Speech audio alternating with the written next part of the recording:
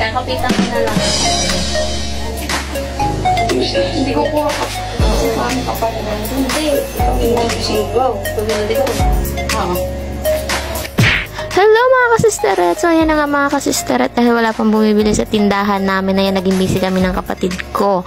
Ayan ginaya namin sa TikTok. Kaya tingnan mo mga kasisteret, may pag-ikot-ikot pa pala yun mga kasisteret. Ayan nakadahilo-hilo kami. Panoodin nyo ito mga kasisteret.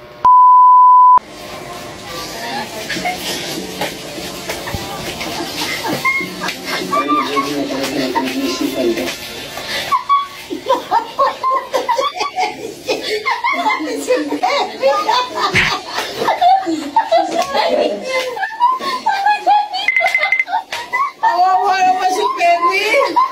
Nakabitin. Kasi niya ata. Ang liit-liit.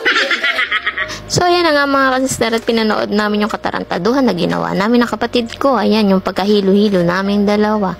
O diba kawawa naman yung aso namin si Pepe. Ayan no, titingin-tingin lang siya sa amin. Hindi niya alam kung ano ba nangyayari. Gusto niya magtanong ano bang nangyayari. Ayan, andyan na din si Mama.